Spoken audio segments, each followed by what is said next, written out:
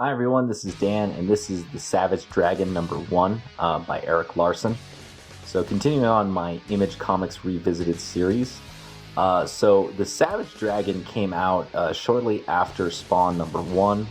I believe this is the third. It was a little bit before WildC.A.T.S in terms of books that came out from Image.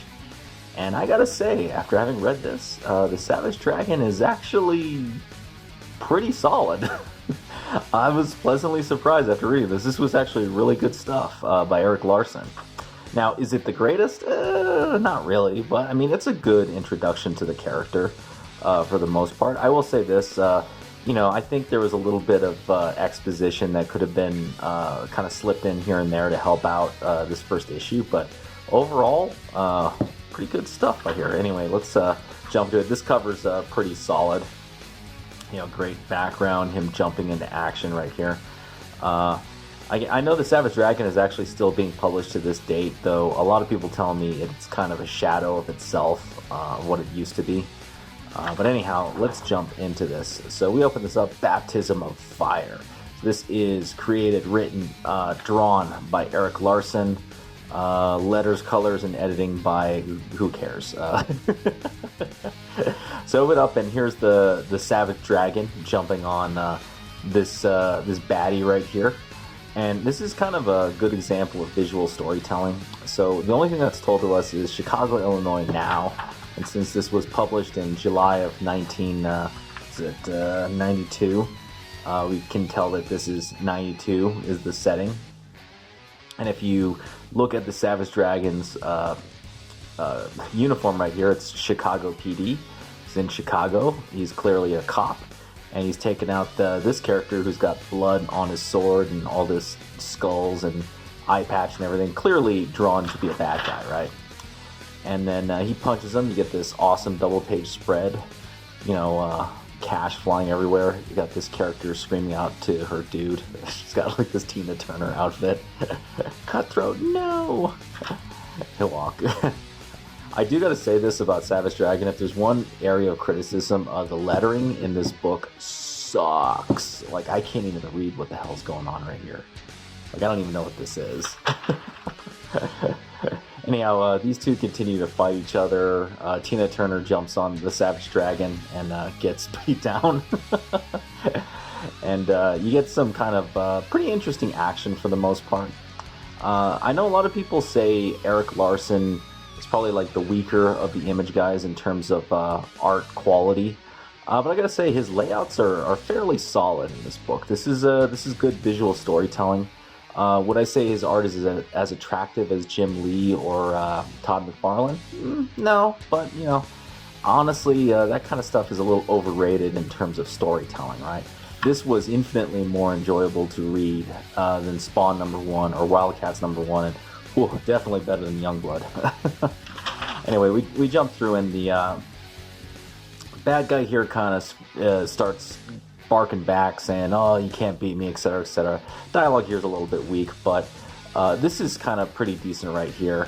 Kind of sets the Savage Dragon, very early on what his personality is. He's just a very dour and stoic badass, and that's kind of the nature of this character, right?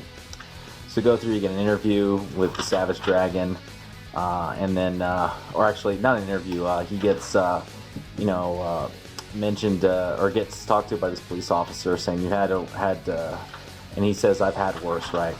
You go over to this other page spread, which is in the past, right? And again, the origin of the dragon isn't well explained in this book, but it's kind of okay because the other characters and the personalities are established well and the settings established well enough that you kind of can accept Erik Larsen making the origin of the dragon somewhat mysterious in this first issue. So here's the flame, him waking up. So here you get introduced to Frank Darling, the other major character in the early Savage Dragon issues, and they kind of go back and forth. And it's explained that the Savage Dragon here is suffering from amnesia, but strangely enough, he remembers everything that is going on current event-wise. He knows who the president is. He knows when the Cubs won the last time the Cubs won the World Series. This is pretty dated, by the way, since the Cubs won the World Series several years ago. and then but he doesn't know anything about himself, interestingly enough. And you get kind of a background of the world going on. The police are having a tough time with superpowered individuals running amok as criminals, and those same superpowered individuals are kind of crippling and defeating all the great superheroes of this world. And I think this is Image Comics, so like Savage Dragon, Spawn, Youngblood, etc., they're all kind of in this same shared universe that I guess they all thought would be really cool, but I don't know if it actually worked out that well in these early issues.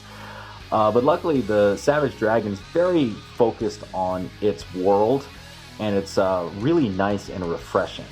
I detected no Youngblood reference in this issue, and it was awesome. Anyhow, Frank Darling kind of asked the dragon, hey, do you want to help out with the police force? We could really use you.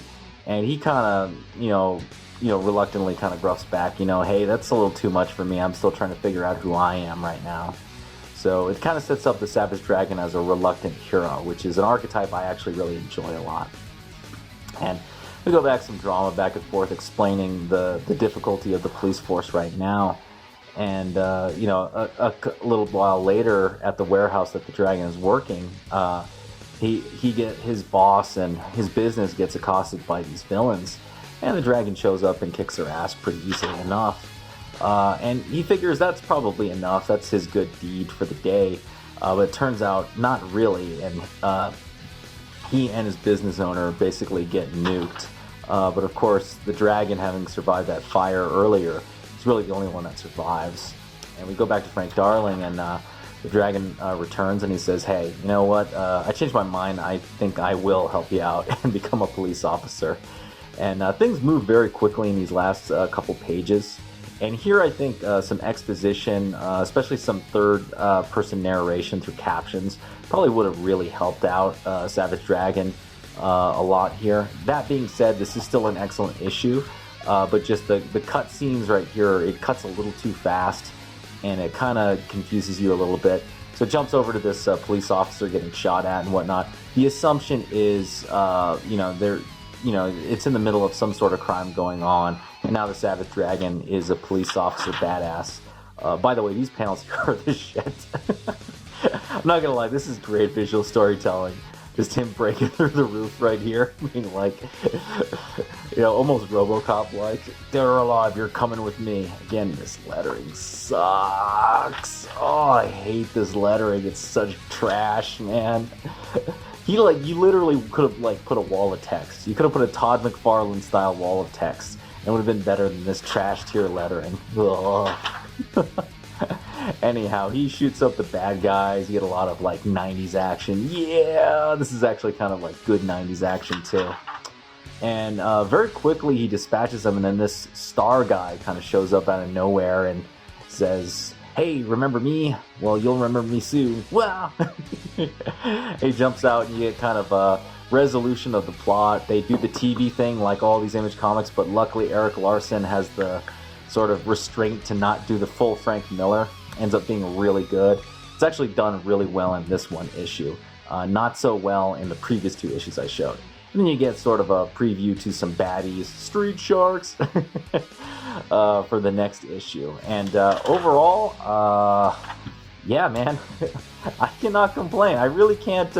There's some things he could have done better in terms of exposition and explaining the world, but I gotta say, this was, at least in terms of being a comic book and a story, absolutely superior to Youngblood and Spawn. I have no problem saying that. I am no fanboy of any of these creators, but this I think somewhat justified the $195 price tag back in the day. And honestly, from what I hear from people, it is probably the only series that story-wise kind of held up from the Image era, right? The Savage Dragon still exists to this day. It's not exactly a popular franchise. I think Erik Larsen did some really stupid shit, I think a decade or two ago with the Dragon, but what can I say? It's hard to have a long-running series, right? Anyhow, that's the review. Let me know what you think. If you like this video, please hit the thumbs up, subscribe if you haven't subscribed, hit the bell for notifications. If you got any comments on the Savage Dragon #1 or this video, leave it down below, and I will see you next time.